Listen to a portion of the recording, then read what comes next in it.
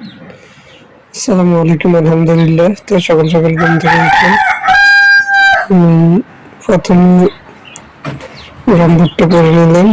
এরপরে আমার মুরগিগুলো দেখছিলাম আগে কিভাবে গিট দিয়েছে। এরপরে এদেরকে খাবার দিলাম। তারপরে খাওয়ার পাত্রগুলো রেখে আমি আমার প্রতিদিনের কাজের মতো আজকে শুরু করলাম। তো প্রথমে আগে আমরা গোয়াল ঘরটা পরিষ্কার করে নিব। এরপরে আমরা ঘরটাকে ধুয়ে নেব। তো মোটামুটি সকালবেলা গোয়াল ঘরটা পরিষ্কার করতে একটু ঝামেলা লাগে। তো এই কাজটা যখন করে ফেলি তখন খুব ভালো লাগে। তো দেখছেন আমি সকালবেলা গোবর ফেলে তারপরে আবার মুরগির খাঁচাটাকে বেঁধে দিলাম। তো মোটামুটি আমাদের রাত্রে কাজ গুছিয়ে রাখি। তো এরপরে 2 টুকরি গোবর হয় সকালবেলা, যেতে ছোট বাচ্চা রাতের টুকরি রাতে ফেলে দেয়।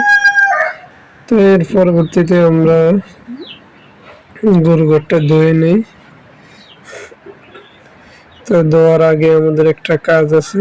তো সেটা হচ্ছে আমরা হাউসগুলো ভালোভাবে পরিষ্কার করে নিই। এরপরে গরুকে খাবার দিয়ে দিই। তো অ্যাকচুয়ালি প্রতিদিন আমরা এইভাবে কাজগুলো করি। তো কালকে একটা ভিডিওতে দেখিয়েছিলাম যে বাগিনাদেরকে দিয়ে যখন ঘর পরিষ্কার করলাম, ঘরটা তেমন পরিষ্কার হয়নি। তো এই জন্যে আসলে নিজের কাজটা নিজেই করার চেষ্টা করি।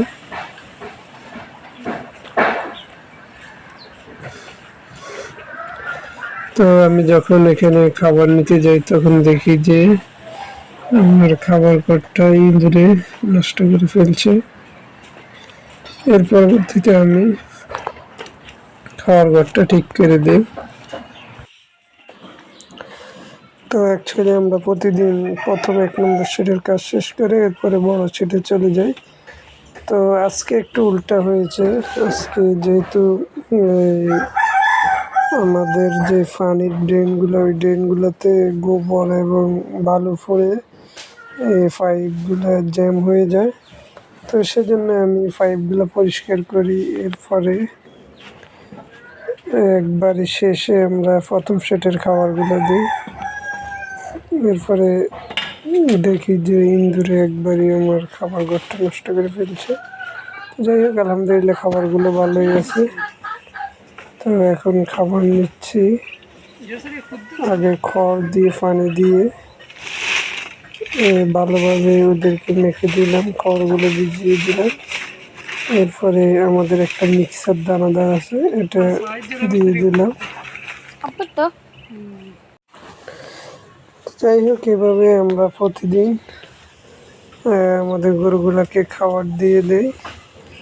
প্রথমে 1 নম্বর সেট শেষ করে 2 নম্বর সেটে খাবারগুলো দিয়ে দিই।